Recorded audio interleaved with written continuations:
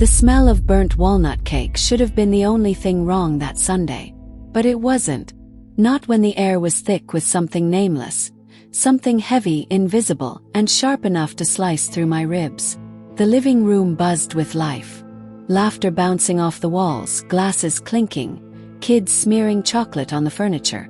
My mother was talking too loud, as she always did when she was anxious. My father laughed too hard at jokes he didn't quite hear.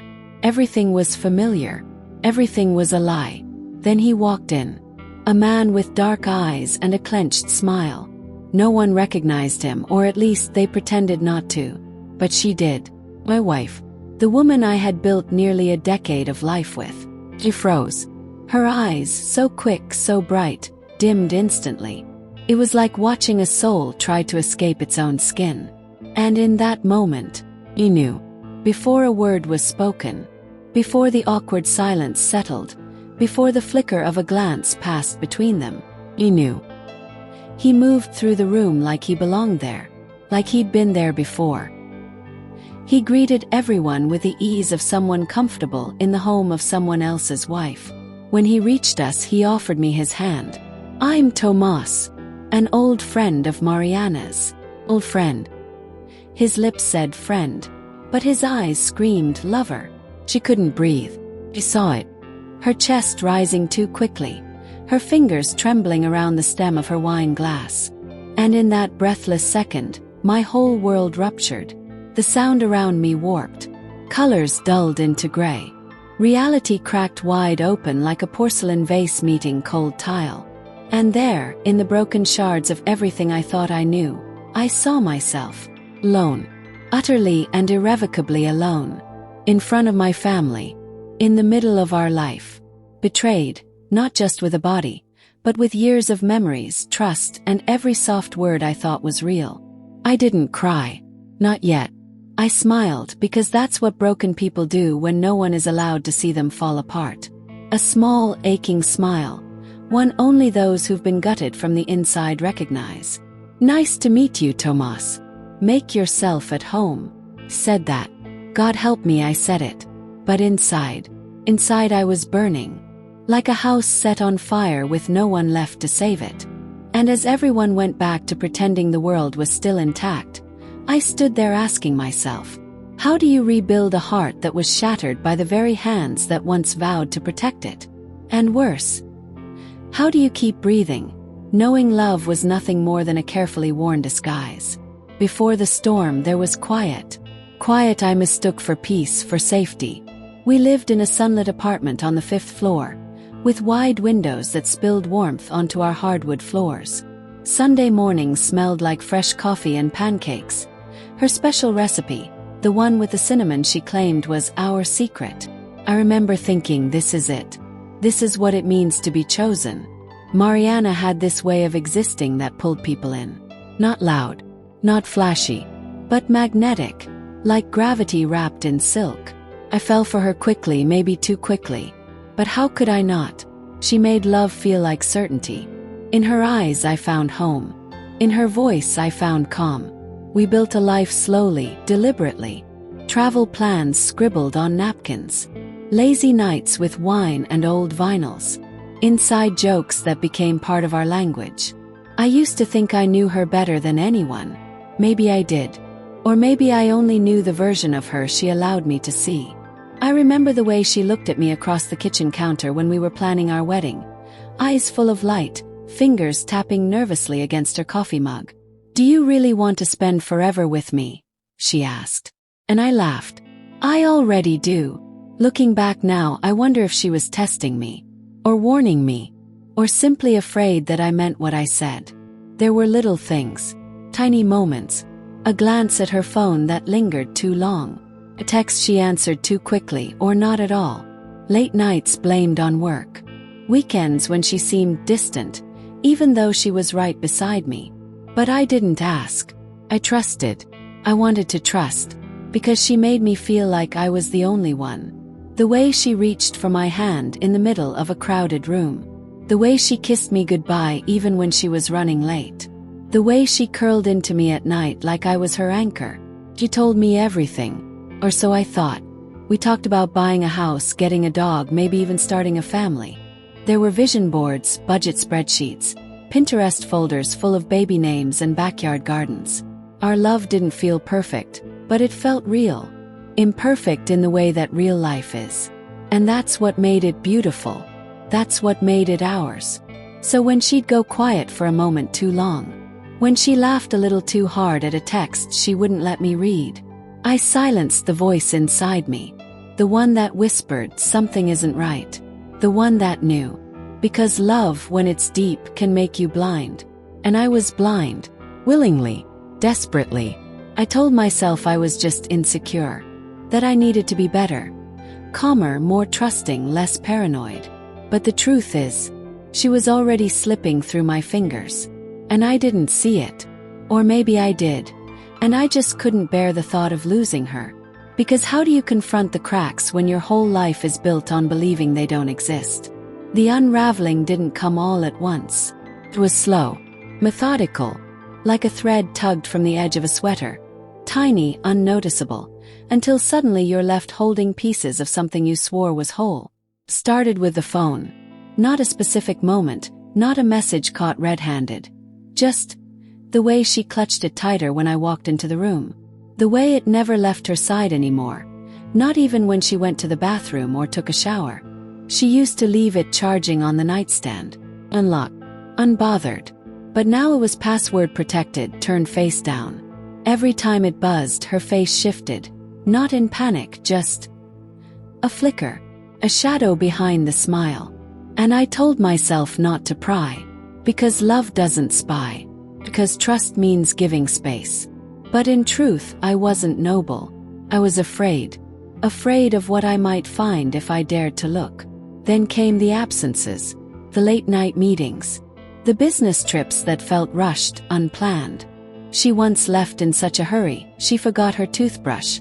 And Mariana never forgot her toothbrush. She came back with tired eyes and perfume I didn't recognize. Still I swallowed the doubts. I pressed them down with forced laughter, distracted myself with work, with chores, with anything that felt like stability. Because confronting it meant confronting the possibility that my whole life was built on a lie. And I wasn't ready, until I found the receipt. Folded between the pages of a book she never read. A dinner for two, in a city she said she'd never been to. The date matched one of those work trips. The restaurant was expensive, romantic. And suddenly, all the little signs I'd buried came rushing back like a flood I could no longer hold back. I didn't confront her. Not yet. I needed to be sure. I needed more than suspicion. I needed the truth. Even if it destroyed me. So I watched. Paid attention. I became someone I didn't recognize. Quiet, calculating, observant. I hated myself for it.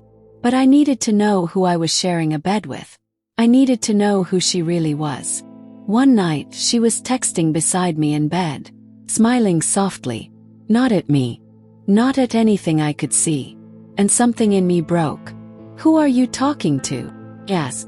She froze for a split second. Just long enough. "No one," she said too casually. "Just a meme from Clara." But the screen dimmed too fast. The conversation disappeared. Clara never sent memes. Still I said nothing. Because denial is softer than truth. And I wasn't ready to bleed. Until the night she came home smelling like rain and cologne. Not mine. And when I hugged her, she stiffened. Not from guilt. From fatigue. From pretending. And I asked her, "Are you happy?" She looked at me startled. "Of course," she said too quickly. Too perfectly. That night I cried in the shower. Not because I had proof. But because my body already knew what my heart couldn't say aloud. She was in love with someone else. And she didn't know how to leave me. Or maybe she never intended to. The truth didn't slam into me. It trickled in like poison, slowly dulling my senses until all that was left was silence. The silence between two people who used to be everything, and now were strangers under the same roof. So I waited. Not for her to confess. I knew she wouldn't. I waited for the moment I couldn't ignore it anymore. The moment when the lie would finally break itself. And that moment came days later, at a family reunion, when the secret lover walked through the door like he belonged there. And everything I feared, everything I knew, was suddenly standing 3 feet away, wearing a smile. After that day, after Tomas walked into our lives like he'd always been part of it, there was no more pretending. The silence between us became thick, impossible to step around. Still, we didn't scream. There were no slammed doors, no shattered plates. Just quiet. The kind that only exists when two people are holding onto the ashes of something they refuse to bury. She didn't confess. Not in words, but in the way her eyes never quite met mine anymore. In the way she sat on the edge of the bed like a guest. In the way she said good night like it meant goodbye. Tried. God, I tried. 'Cause I still loved her. Because I wanted to believe that maybe, just maybe, this was salvageable. That we were just lost, not broken. That there was a way back. So I asked for honesty. I begged for it. If there's something going on, I need to know. She hesitated, looked away. It's not what you think. The oldest lie in the book. She told me they had history. That he was an old friend, someone from a time before us. That they had reconnected by accident. That it was complicated. I asked the question I already knew the answer to. Are you sleeping with him? She stared at the floor. And her silence was louder than any confession. Still, she didn't leave. And neither did I. Instead, we danced a slow, bitter waltz. Nights spent side by side in bed, backs turned. Mornings filled with forced smiles and robotic, have a good days. We became actors in a play neither of us auditioned for, but couldn't walk out of. We went to couples therapy. One session. She cried, said she was confused, said she loved me, that she didn't know how things had gotten so far. I wanted to believe her, because if she loved me, then maybe I wasn't the fool. Maybe I was still enough. We made promises. We agreed on no contact with him. We scheduled date nights. She wrote me letters, handwritten, sweet, apologetic. And for a moment, I let myself hope. There were days we laughed again, touched without hesitation, almost felt like us. But always there was a shadow.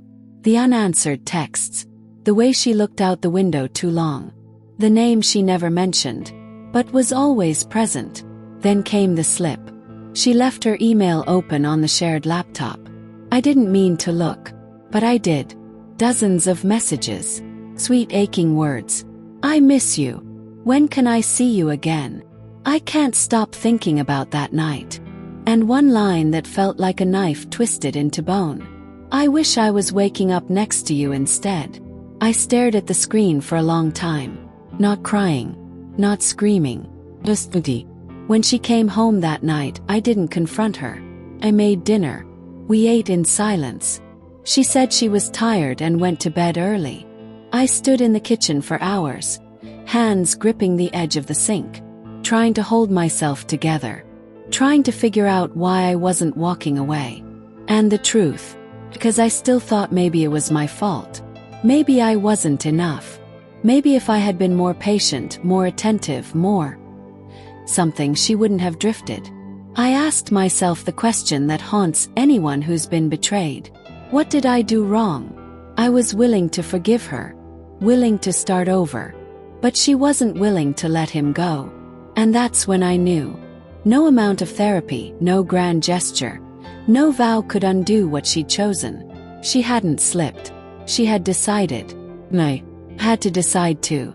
The decision didn't arrive in a scream. It wasn't born out of rage or revenge. It came quietly, like rain seeping through a crack in the ceiling, until one day, everything collapses. I remember the moment clearly. She was in the shower. Steam rolled through the open bathroom door, curling into the hallway like smoke. I sat on the edge of our bed, holding her phone in my hand, unlocked, vulnerable. Not because she trusted me, but because I think she had stopped caring whether I saw the truth or not. There it was, a message from him. A photo of the two of them taken just days ago. They were at the lake house, our lake house. The one we used to escape to when we needed to remember why we loved each other. Now it belonged to them. She hadn't even told me she'd gone. The caption said, "Counting down the days until we stop hiding." And in that instant I realized I wasn't her partner. I was her prison. She didn't love me anymore. Maybe she hadn't for years. She was waiting for me to end it, so she didn't have to carry the guilt. But the guilt was mine now. For staying. For begging. For shrinking myself into someone she could maybe love again. I walked into the bathroom. She was rinsing shampoo from her hair, eyes closed, humming softly, like nothing was broken. I said her name. He turned, saw the phone in my hand. Everything stopped. The humming, the water, her breath. She didn't deny it. Didn't reach for the towel. Didn't apologize. She just whispered, "I didn't know how to tell you." And that broke me. Because it meant she'd known. All along. Every kiss, every laugh, every moment of forced affection, she knew. And she let me hold on to her while she had already let go. "Are you in love with him?" Yes. She hesitated. And then nodded. That was it. No fireworks. No melodrama. Just the truth, heavy and still and final. I left the bathroom. Packed a bag. She followed me into the bedroom, crying now. Finally. But the tears were too late. She didn't cry for us. She cried because she got caught in the middle of two worlds she couldn't keep. "Please," she said, "don't go like this." But I had no more words left. I looked at her. Really looked. And realized I didn't recognize her anymore. Or worse, maybe this was who she'd been all along. I took the ring off my finger and placed it on the nightstand. The one where she used to leave love notes. Now it was just a graveyard. Walking out of our home was like peeling skin from bone. Every step was a goodbye to a version of myself I would never be again. I didn't look back. Because if I did, I might have stayed. And I couldn't survive another lie disguised as hope. The elevator ride down felt like falling. Each floor a memory. Each ding a piece of me breaking away. When the doors opened, the world looked the same. But I wasn't. I walked into the night. Alone, free, and shattered. And yet, there was a strange sense of peace. Because sometimes the most painful thing you can do is also the most honest. Healing didn't arrive with fanfare. It came slowly, like the sun returning after a storm that stayed too long. Some mornings, I still woke up expecting to find her beside me. Other nights, I reached for a ghost. Grief, I learned, isn't loud. It's quiet, persistent, a slow ache in the bones where love used to live. I moved out of the apartment within a week. Left behind the couch we picked out together, the framed photos, the curtains she insisted on. I couldn't take the memories. They were soaked into the walls. Found a smaller place. Nothing fancy. Just mine. It smelled like new paint and emptiness. And for a while, I didn't know which one hurt more. I started therapy. I didn't think I needed it. Until the first session broke me open. The therapist asked, "When was the last time you felt safe?" And I couldn't answer. Because even when I was loved, I wasn't safe. Not really. The work was hard.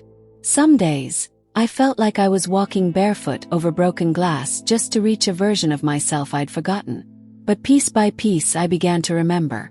I remembered how I used to laugh. Loud, full, without checking someone else's expression first. I remembered how I used to write poetry in my phone when I couldn't sleep. I remembered how I used to dance in the kitchen when no one was watching. I reclaimed those parts. Slowly. Tenderly. Friends showed up. People I'd neglected during the fog of my relationship. They came with wine, takeout, and open arms. They didn't ask questions. They just listened. And that saved me more than I'll ever be able to explain. There were days I missed her. Not the betrayal, God no. But the way she used to trace circles on my back when I couldn't sleep. The way she knew how I took my coffee without asking. Missing those things felt like betrayal to myself. But I learned that missing someone and wanting them back are not the same thing. I started setting boundaries. Not just with others but with myself. No more justifying red flags. No more shrinking to fit someone else's comfort. No more choosing love that didn't choose me back. I met someone new eventually. Not in a whirlwind, not with fireworks. It was soft, steady, kind. The kind of love that asks, "How can I hold space for your pain?" and then actually waits for the answer. But more important than loving someone new, I learned to love myself, the me that survived, the me that stood in the wreckage and chose to rebuild, brick by fragile brick. And one day, months later, I walked past our old lake house. They were there, she and Tomas, laughing, holding hands. I didn't look away. I didn't break. I didn't feel hate. Felt gratitude, not for the pain, but for the freedom that followed. Because in losing her, I found myself. Looking back now, I don't recognize the person I was in that relationship. Not because I was weak, but because I was trying so hard to be strong for someone who had already let go of me. People talk about betrayal like it's a sharp blade. But for me, it was a slow erosion, like watching a cliff crumble into the ocean, knowing you built your home too close to the edge. And when the ground finally gave way, all I could do was fall with it. But here's what I learned in the wreckage. Love isn't supposed to make you doubt your worth. It's not supposed to make you beg for truth, or silence your own intuition just to keep the peace. I spent years giving everything to someone who was already building a life elsewhere. And I'm not ashamed of that anymore. 'Cause my love was real. My loyalty was real. Even if hers wasn't. And that means I wasn't foolish. I was brave. Takes courage to love with both hands open. It takes strength to believe in someone, even when the cracks start showing. And it takes a different kind of strength to finally walk away when you realize you're the only one fighting. I don't hate her. Not anymore. Hate is just another chain. And I refuse to be bound to a story that isn't mine anymore. I am not the girl who was betrayed. I am the woman who survived it. And now, I protect my heart differently. Not with walls, but with wisdom. With softness that knows its own worth. With a love for myself that isn't up for negotiation. If you've ever been there, if you've ever held on to someone who was already gone, know this. You are not alone. You are not broken. And this pain, it will shape you. But it doesn't have to define you. Let it teach you how to recognize real love. Let it teach you to stay loyal to yourself first. Let it teach you that walking away isn't weakness, it's clarity. And if you're still in it, if you're still checking their phone, still wondering if it's you, still waiting for something to feel right again, please ask yourself, what would it look like to choose you? Not out of bitterness, not to win, but because you deserve a love that doesn't hide.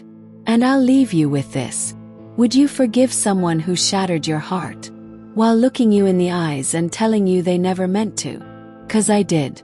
And in forgiving her, finally set myself free.